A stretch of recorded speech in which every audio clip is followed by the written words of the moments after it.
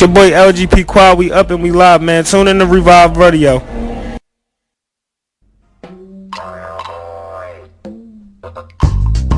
Welcome to Revive. It's about that time. Welcome to Revive. It's about that time. All I need is one mic. You know what time it is. And I still cut off my good. Open up your ears. You know what time it is. Open up your mind. It's about that time. It's your girl P.O.C. Hey! It's your girl P.O.C. Hey!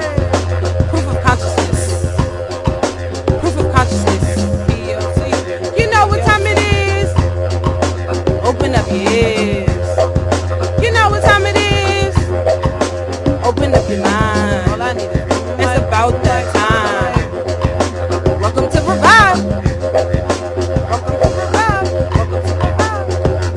Yep, to the yep. You already know what time it is, man. It's your girl P.O.C, host of Revive Radio, man. We are live right now on 98.5 FM Wjyn, man. Tri-State, turn your radios up, switch your dials over each and every Friday. You already know I'm reviving airways 3 to 6 p.m. I'm bringing you that midday mix. I'm bringing you that flavors for your ears, man. We're going to push you through each and every Friday. But right now, I got a special guest on the line right now. I got my guy, Brandon Chastang. Yo, Brandon, you're live on Revive. How you feeling today? Man, I'm feeling great, man. I'm feeling marvelous, actually. Yes. Nice out. You know what I mean? Still no haircut. The rain, but we'll make it through, man. Hey, you know what I mean? Yes, man. I appreciate you coming through. And for the people who are listening right now, we are live both ways on 98.5. Turn your radios up, like I always say. But you also can catch us on Instagram Live. We're catching this virtual wave. You know, we're going to definitely jump into this virtual wave. So if you want to tune in and you can see, you know, what me and Brandon looking like on this lovely Friday evening, you can tap in at Uptown Radio, man. So definitely go ahead and check out this live. Share the live, too, so more people can be educated and re-educated. Because you already know Brandon got some knowledge for y'all tonight. But Brandon, right. I want to just before we even get into all the hype, you know, I just want to say, how are you as a person? How are you? How are you dealing with, you know, all of this stuff? You talk about as far as the pandemic? Just a person, like as a person, you know, that's the first thing everybody want to talk about. But just how are you personally? You know what I mean? Like, are you good? Well, you know, I go through my ups and downs, you know, but overall, I'm still here. I'm drug free. You know what I mean? I'm still living in my apartment. My bad. I ain't get kicked out yet. Yeah, I feel that. I feel that. You know, the family is good, so we good. I'm good. I feel that. I definitely feel that. The last live you tapped into, you said that landlord ain't getting nothing until all this is over. So yeah, that's a good thing. That's a good thing. Yo, but I want to just, you know, introduce you properly. So I want you to go ahead and introduce yourself for people who may not know your movement and your mission that you do. I want people to know exactly who they're listening to. All right. So my name is Brandon Chastang, a.k.a. B. McFly, the top motivator and the sober messenger. Yes. You know, man, I'm just here to, you know, just spread the love, man, and create skits that bring awareness. You know, a lot of people don't see the things that they do. So I just paint the picture, man. There's a lot of things that I create throughout the skits, man, to just bring awareness through the community. No doubt. And I want to talk about that awareness, right? You touch on a lot of different topics. You touch on domestic violence. You touch on drug abuse. You touch on, you know, education. You touch on, you know, just justice in general for Black and brown people. So, you know, as you've been doing this, it's been almost 2 years, right? Yeah. Almost 2 years. Been 2 years. Do you see any growth in your community, you know, as far as where you started and now, you know, do you see any growth so far? Yeah, you know, the one thing that I see, awareness is battling now. The awareness is battling with, you know, I hate to say, but ignorance. Before, it was just people just doing their own thing. I'm not going to necessarily say it was ignorance, but it's just people doing their own thing. Now, awareness is like right there, battling. So I see people, you know, they're trying, you know. They're trying their hardest to make a change. And it's not easy, especially if you've been doing something for 10 years or more or longer, right? In fact, I actually was just watching something and it actually educated me on change and was saying that change doesn't happen spontaneously, but it only happens if you do something spontaneous.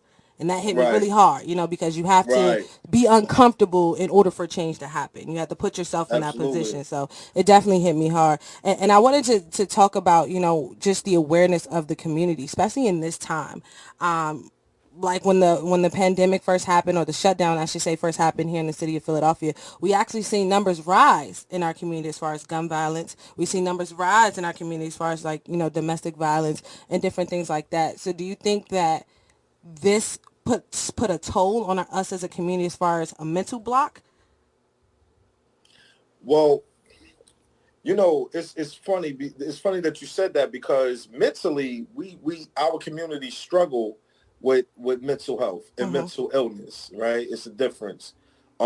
We have people like No Gun Zone that gives us the numbers Definitely advocating every for him. day, the Yes. pandemic numbers, Yes. the violent numbers, so on and so forth. I feel like living in a city like this, where this is like the largest, poorest city in America. Mm-hmm. The pandemic this pandemic made it worse. Made it worse. So Talk to now it's me. like I'm already mentally effed up anyway. I don't have a job. I don't have money. I'm on drugs. My family not around. I don't believe in hope. And now you telling me the world is shut down? Okay, well, this is going to make me do more destructive things in the community. Mm-hmm. Because I mean, it's bad enough I don't see hope anyway. So, yeah, I think it put a toll on us. And I think it caused us to be a little bit, not even a little bit, but just out of whack, man.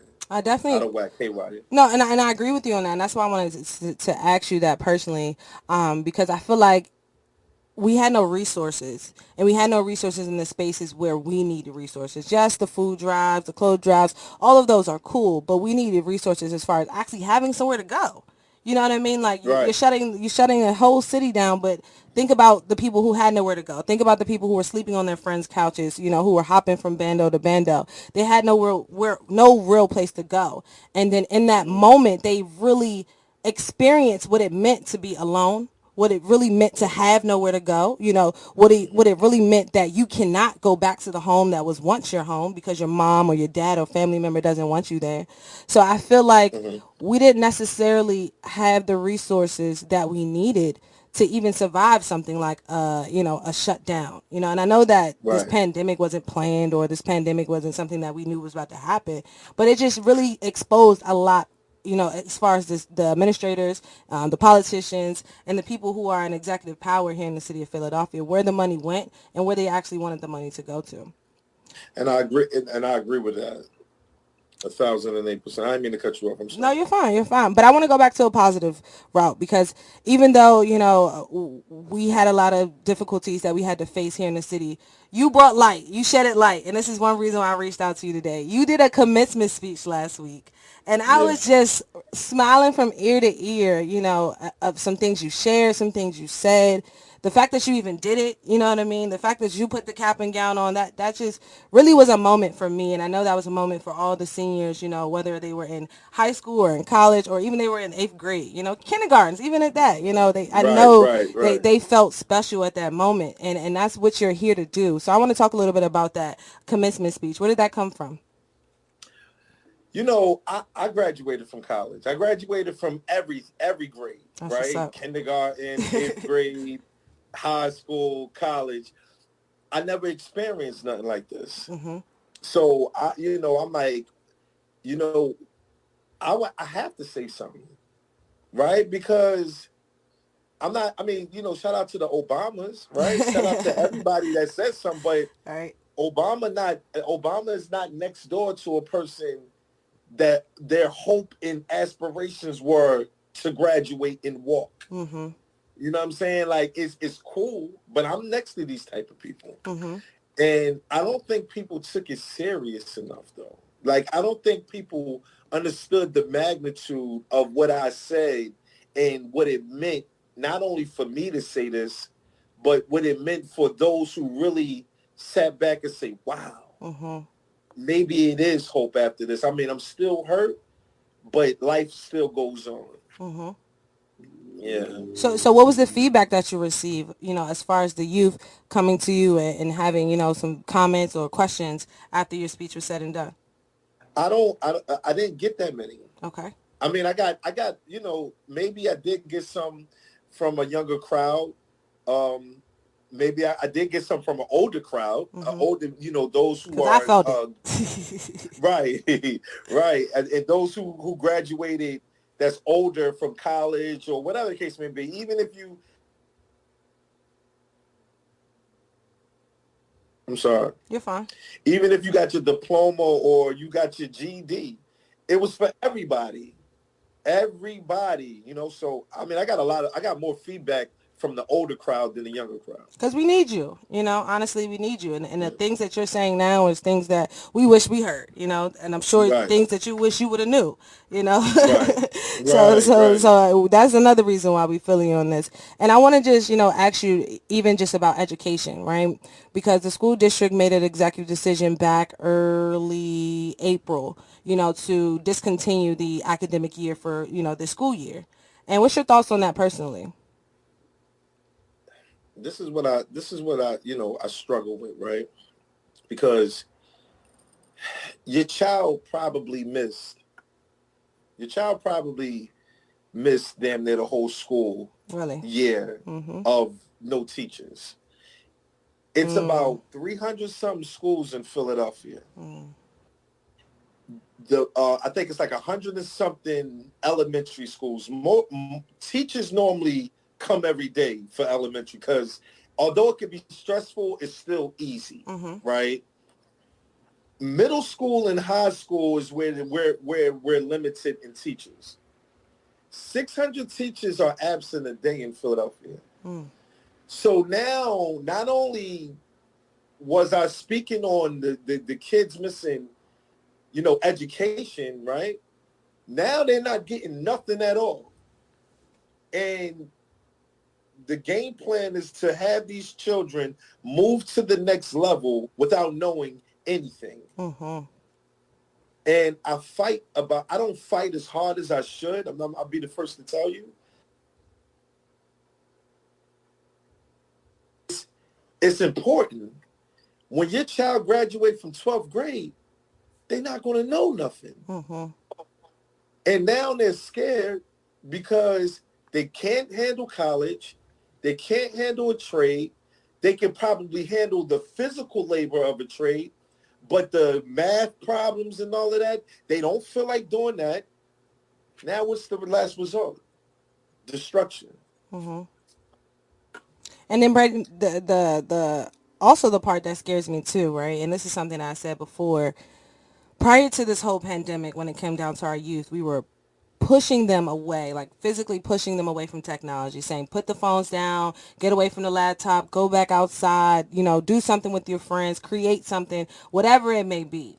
And then now for the past 90 days, we have been doing nothing but encouraging our youth to do what? Pick up the phone, pick up the laptops, pick up the iPad, virtually Be contact somebody this way, creative. do this, do that, right? But I feel like when it comes down to being social, and hence the word social distancing, when it comes down to being social, it's going to be impossible for them to even know how to introduce themselves, to physically sign their signature on the bottom of a check, to know how to interact with other human beings in an environment like a cubicle, workspace, because they're so used to being 6 feet apart, as far as I just feel like where we're going in the future. I feel like a lot of things are going to change, but I just feel like our children and our youth are going to be a different breed, like a completely different breed, and it's going to be very hard for them to understand us and for us to understand them because of the disconnect, because of what they're connected to, and I truly believe it's the technology. It's a gift and curse with technology. It's a gift and curse with everything that we got going on with this whole pandemic. Mm-hmm. This is why I said in the commencement speech, you guys are the greatest leaders that we ever seen in any generation, Big facts. because now this is the time for those who are in this generation to create. Mm-hmm. This is the time for them to come up with things that we never even heard of. Mm-hmm. It's going to be deeper than technology and social media now. So I mean, I don't know, man. The parents, you have children. This is Mental Health Awareness Month. Shout out to you You mentioning don't that. know. You don't know what these children are going through right now. Nobody knows.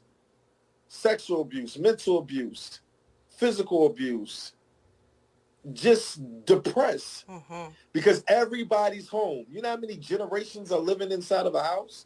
It's about 3 or 4 on average in the black community. It's about 3 or 4 generations living inside of one house, 3-bedroom house. Agreed. You don't know what they're witnessing. So school was an outlet. It was an outlet, man, and I just feel bad for them. I feel bad.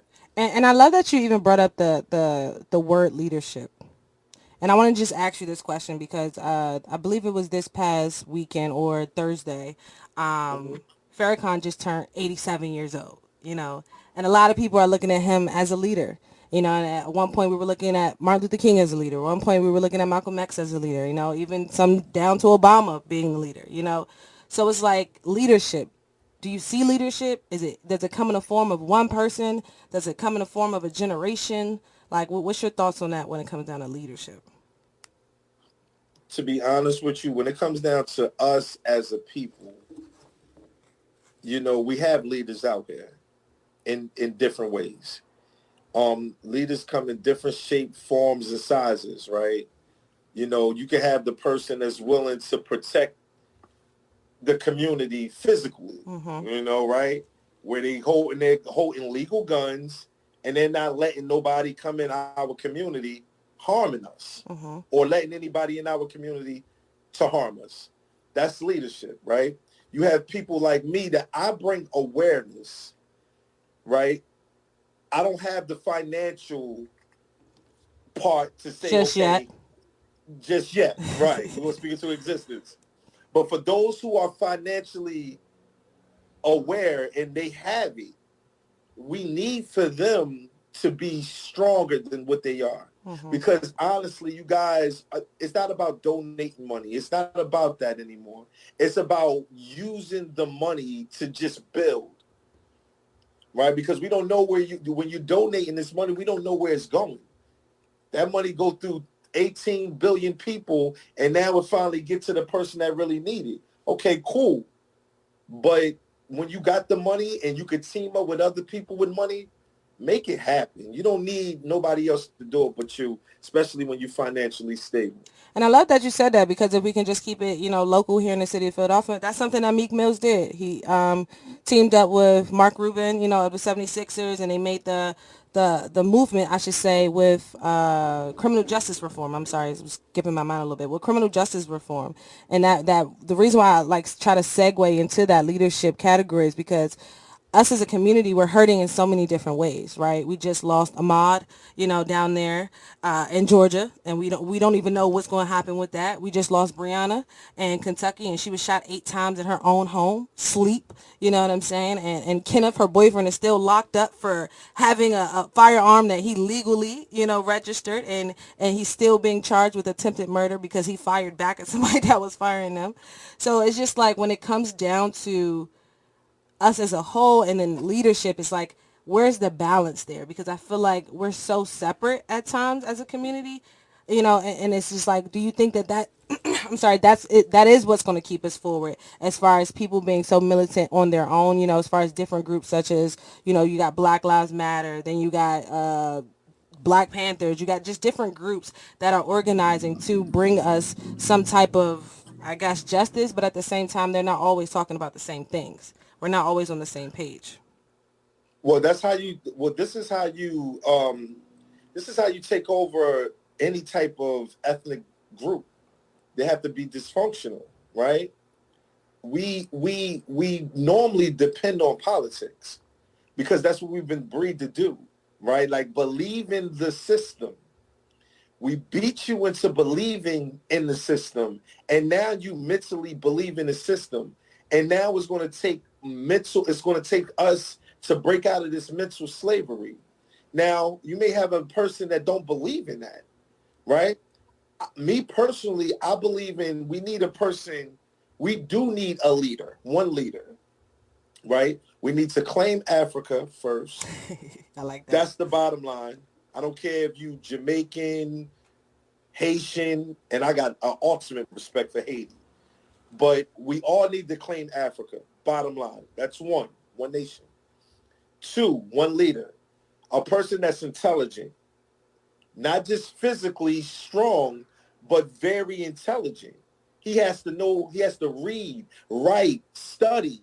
He has to know what he's talking about.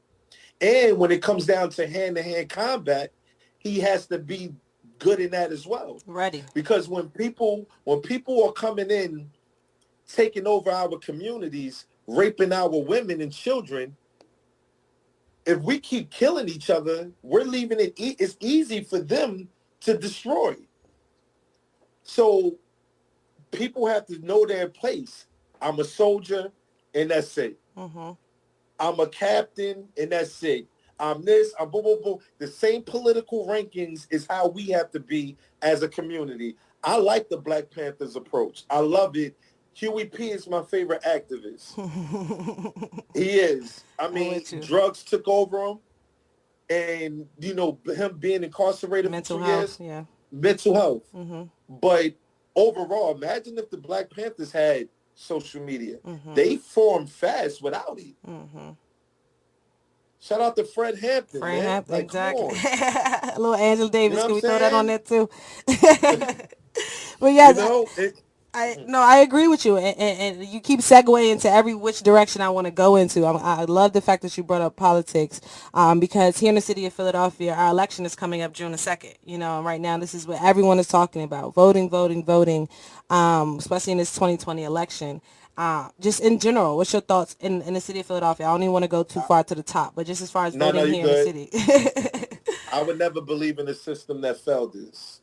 Never. There's nothing nobody can tell me. You could call me ignorant. You could call me a fool. You could say you're the reason why Donald Trump is in here. Stop it. Mm-hmm. Let's stop, tricking our own minds and believing in propaganda. I would never believe in a system that failed this at all. This man had the opportunity to get impeached, and he didn't. Mm-hmm. So what do that tell you? That man, before the election, before he got into the office, that man said he could kill somebody on Park Avenue, which is in Manhattan, and guess what? Nothing gonna happen. I still get votes. Mm-hmm. That's what he said. So with that being said, we have to believe in us. This is the only way that it's going to work. Shout out to people that are running for office of some sort, right? Shout out to the good ones. I get it. But the rest of this stuff is propaganda. Mm-hmm. And I got to love you, trust you, and believe in you before I believe in somebody else that I don't even know about. Mm-hmm.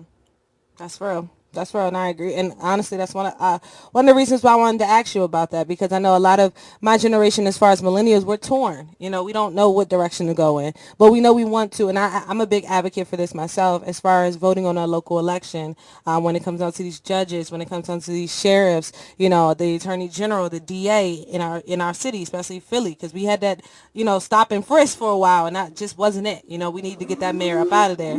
So it's just little things that I understand why the vote matters, but then also I truly understand what you're saying too. So it's like being torn in between that is also a reason why, that man is in office right now as well. So I wanted to talk to you as well about Philadelphia, and when it comes down to Philly and this whole resources and opportunities for people. A lot of people right now, they need resources as far as food, housing, just getting a job, being able to get the unemployment, things like that. Do you think that the city handled that well? Do you think here in the city of Philadelphia it was handled well? No. Again, I think we all need to understand that we're the fifth or the sixth largest city in America. We go back and forth. We're still the poorest, largest city in America. Mm-hmm. So that means, regardless of what, fifth or sixth, out of all the states that's in America, we top as far as the large cities. So telling me about you're giving a poor person $1,200. Talk to me about it. You're giving them $1,200. Mind you, this person relies on working this 9 to 5, working 9, 10, 15 hours a day, making for about $7, $9, $11 an hour. They're taking care of families on top of families, because when you look into a person's home, all they got is them. Mm-hmm. And 9 times out of 10 in a poor community, not too many people really are working. You may see people working, but they not obtaining jobs and working. So that check they depended on is gone now. Facts. So you telling me $1,200 from when they gave it out up until now is doable? On top of, well, you telling me $600 on top of what? A check, what, every 2 weeks or something like that? Mm-hmm. It's not going to work. It's not going to work. And that this is the time where we need to figure out, who are we? Mm-hmm. Who are you? Who are you? Mm-hmm. Who are you more valuable to? Are you more valuable to your employer, your family, or you? And Brandon, this is the opportunity. And I'm glad that you said that. Who are you? I always break that down into an acronym. It's like, what's your why? Mm-hmm. W is Right. the who, the Y is you, who is you. So I definitely understand what you mean by that. This is definitely a time where we should be figuring out who we are, tapping into some things that we never done before. Stop using that excuse of saying, I don't have any time. I don't have too much time on my hand. You had a lot of time on your hand with this one. Listen, they say you either got time on your hands or time on your side, or both. Mm-hmm. I'm a little older. I'm 38 years old. I ain't got too much time on my side, but I got time on my hands right now. Yes. And speaking of time, how would you, because we still got a couple more weeks, because Philly just announced June 5th was the actual date. So when to open up? Yeah, to go back to civilization. So when it comes down to time, how would you advocate, or advise, I should say, people who are listening, people who still have yet to tap into what they needed to tap into during this time? This is what I need you to motivate me, get us motivated right now. Well, this is the thing that I want to say, right?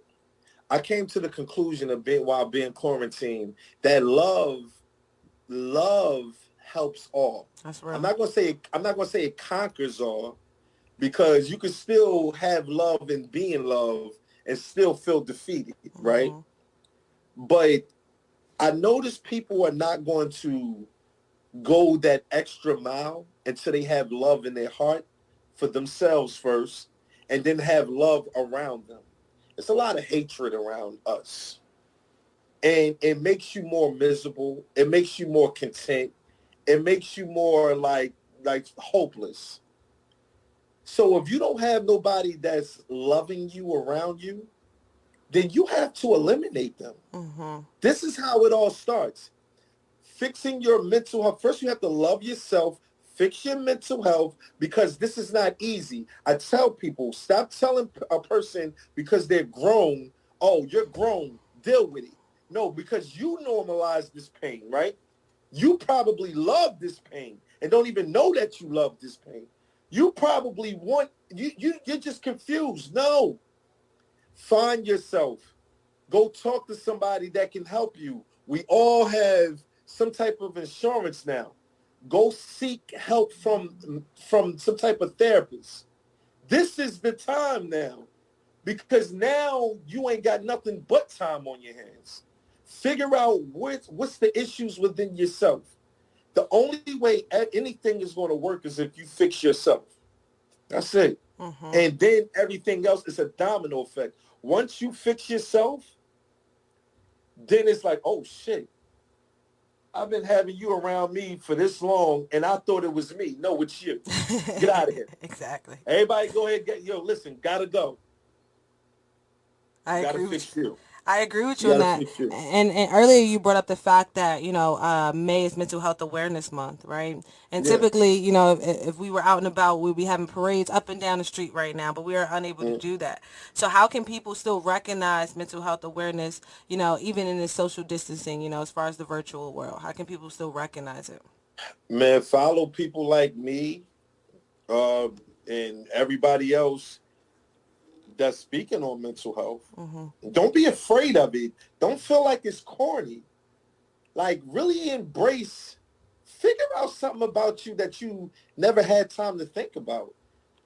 I don't know too many people that speak on, I mean, see, I don't want to start naming names and then people be like, oh no, I don't like that person and I like that person.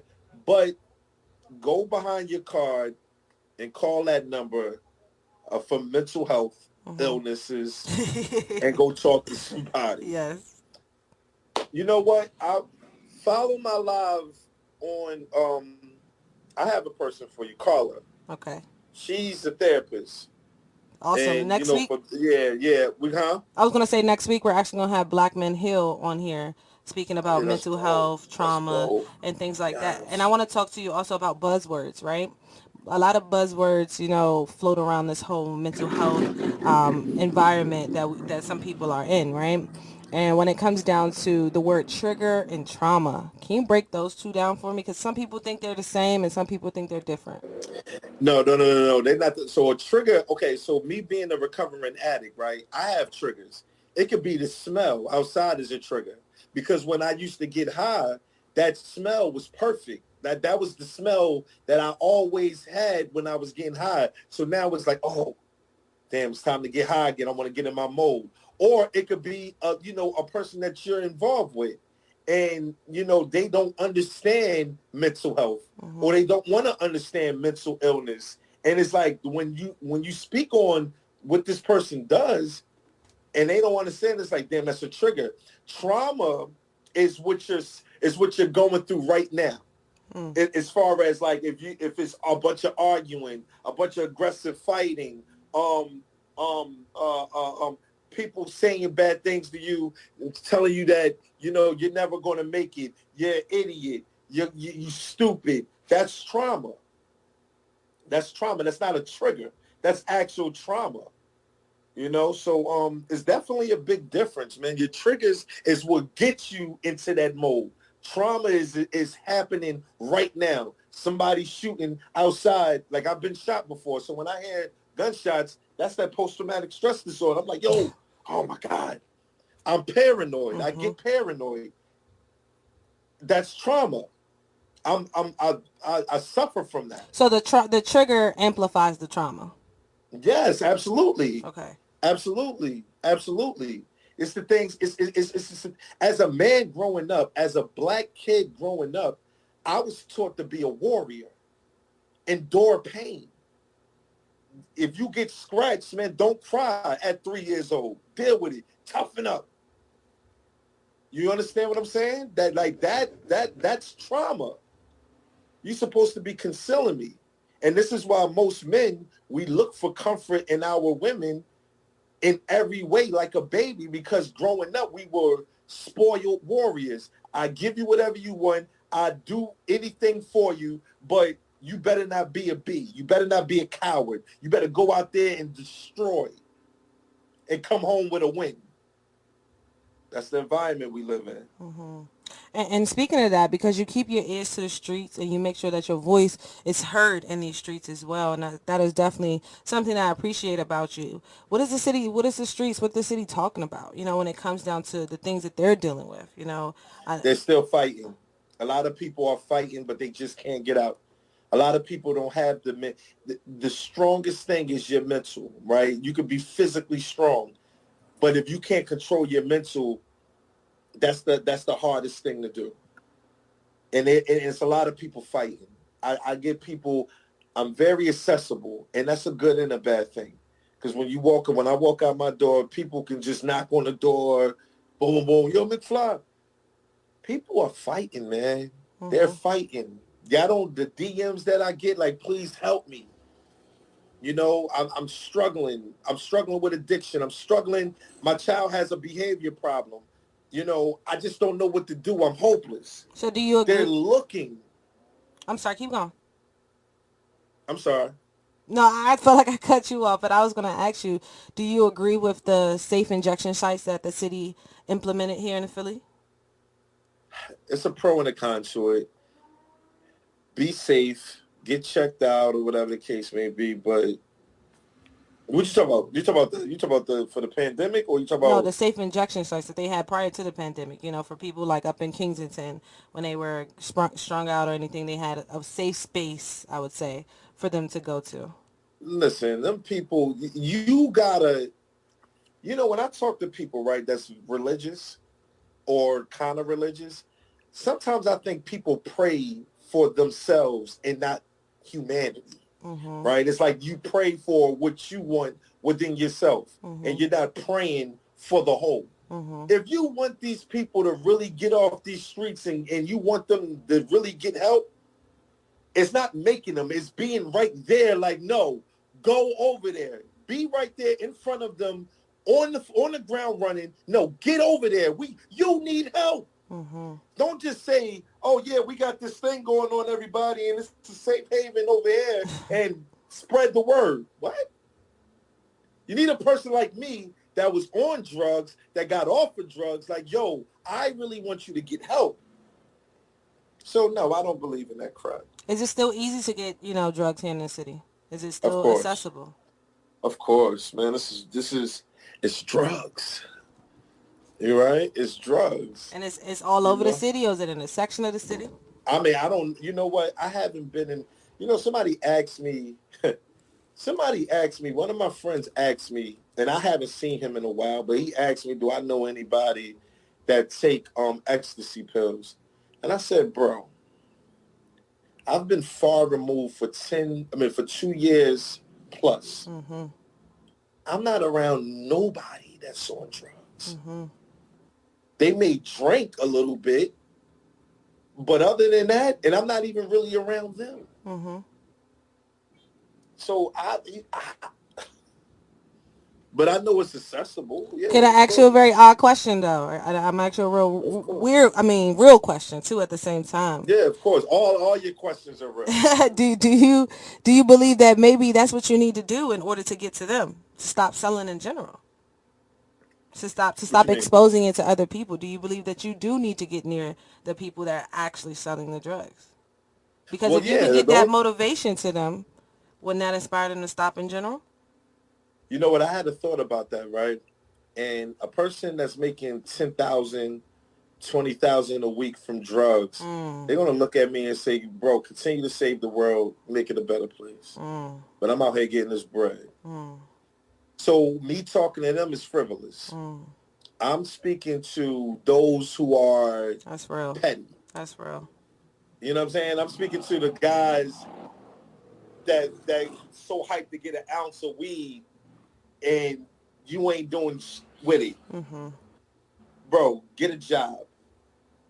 Don't let this build up, and the next thing you know, you got a bunch of misdemeanors that turn into a felony. Mm-hmm. Or if you selling pills and all that, a guy got about 30 years. He down Florida. He got 30 years. I think he grabbed like 2,500 pills. Hmm. They caught him with it, and they gave him 30 years in jail. Over some pills. And that pills would have got him a fortune. 2,500 pills, 30 times 2,500. That would have got him a lot of money. Mm. Fast. But now you're doing 30 years. That's real. That's real. And I appreciate you for that. And I want to ask you, because you did bring up the topic of, people being incarcerated. Have you spoken to anyone who's incarcerated at this time, via Zoom or telephone, and have they given you Yeah, any I insight? did. Yeah, I talked to this gentleman named Mayor Malik. He's in George W. Hill. He's saying, man, they treating prisoners like they're prisoners and not patients. Mm-hmm. And I tell people, I have a few other friends that are in that are incarcerated. My friend Fresh, he's in Pick, and I got another young boy. I got a couple people locked up. And honestly, everybody's locked down. Everybody's shut down. Can't come out to shower. Can't come out to talk to your loved ones. And this is why I tell people, don't make it eat. Stop going in there. Mm-hmm. Because now what can possibly happen is when the government say it's on, meaning this. Now we're going to turn you into slaves and do what we say now. Mm-hmm. And if you don't do what we say, this is an easy kill for us. So I love prison reform, but we need to just stay the hell out of it. That's real. That's really, really real. And Brandon, I thank you always for supporting me here at Revive Radio, coming through, Definitely. educating and re-educating, the listeners and the supporters. We always need to hear from you. Definitely always need to hear from you. And I want to just, get back into your craft really quick before I let you go. Have you decided to call yourself an actor yet? Are you in that stage yet? Are you an actor yet? I guess I am.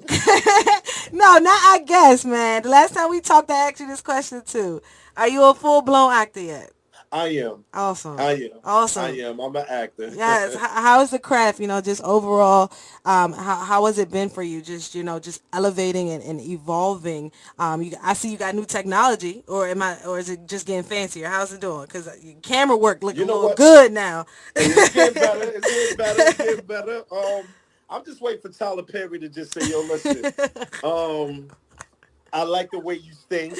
Yes. Yeah, because I tell people I'm in Mars. Yes. This high that I'm on, this natural high that I'm on right now, you take me in Mars. That's real. No thought is far-fetched. So I'm waiting for Tyler Perry to say, yo, listen, can you create a movie for me? Right. Yes, I can. Take a seat. When the first play coming out? I'm going to ask you. When the first play coming out? You know what the problem is, though, with this, though? Now, the further I get, the better I get at this, the stronger of the actors and actresses I need. Okay. See, that's what I struggle. Because in the beginning, it was like everybody was just, well, not everybody, but a lot of people were just jumping in just to be, I want to be seen. Mm-hmm. Now I'm like, yo, these thoughts that I'm coming up with now, it takes a little bit more emotion. Mm-hmm. Can you do it? Mm-hmm. So, yeah. So do you have more fun with the writing, or do you have more fun actually acting out your scene that you're writing? You know what, I just be, I don't know. It's a little thing. I just be everywhere, man. I be everywhere. It's fun. It's so fun to know that you can put your imagination on film, on a phone. I use my 11, and I just like, man, just go with the flow, man. And I ain't gonna let you skip over my question. When is the play coming? When is the first play? When can we see it? We still got time in 2020. It's only May. Yeah, we do. You know what? It's coming. I'm coming out. I since I've been in here, I wrote a movie. Awesome. I got a movie already. I got this one already in my head. Let's get it. Everybody needs to see this. Okay, so we're gonna take the movie. If we can't get the play, we're gonna take the movie. I'll take that too. Yeah, I give y'all the movie. I'll man. take It's that the too. movie, baby. The movie. Yes, Brandon, I appreciate you always. Tell the people once again I can find you, stay locked with you, support you in every type of way. Yo, listen, man. All you got to do is just go to www.bmcfly.com. Yes. B McFly stands for being motivated comes from loving yourself. That's the best way we could do it. That's what B McFly stand for. www.bmcfly.com, and you can follow me on everything. You can see all the icons and just hit it up. And yes, I do have an audio book out. It's been out since last year. I want y'all to check that out. Send me the link, please. Send me the link, please. I'm gonna make sure I promote that for you. Oh, I will. It's B McFly Self-Inventory. Woo! Mm-hmm. Some dope, yeah. I need that for some myself. Dope speaking on there, man, for sure. I appreciate you, definitely, Brady. And I got a question that I cannot let go off of Twitter. Don't let go. It came from Twitter. It said, when it comes down to small businesses, what advice would you give small businesses in this time?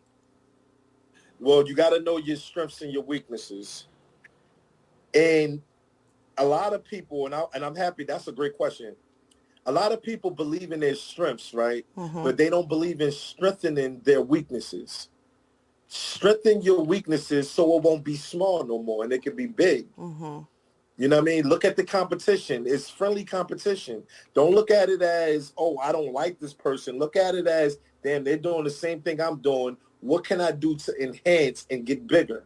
Because we want to get bigger. It's enough with that bare minimum. At least Facts. I got it. Facts. I'm done with the bare minimum of at least. That's facts. At least I got a house or a roof over my head. At least I got a little paycheck coming in. No, we want it all. Mm-hmm. So have that mentality and still be a great person. I appreciate you, Brandon, always, man. That wraps up our conversation today. Once again, I just want to say thank you for supporting us here at 98.5. I appreciate you. Don't forget to send me that link. I definitely need that for myself. I appreciate that. Thank you, Brandon. Have a great weekend. Yes, you too. Salute. Love y'all. Love man. you Take too. care. Have a good one. You too.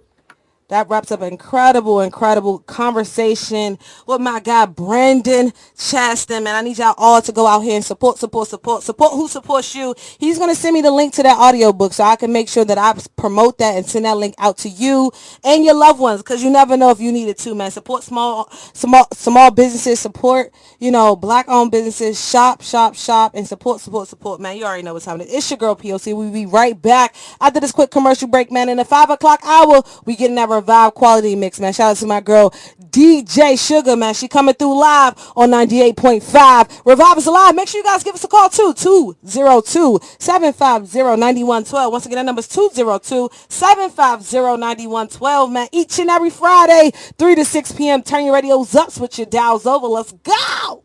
Revive is alive. Once again, Revive is alive. I want you guys out there to follow us, Facebook, Twitter, Instagram at Revive_P.O.C. And don't forget to subscribe to that Revive newsletter where you can find at ReviveIsAlive.com. Once again, that is ReviveIsAlive.com. Spread the word, spread the message. It's me, your girl, P.O.C., host of Revive Radio.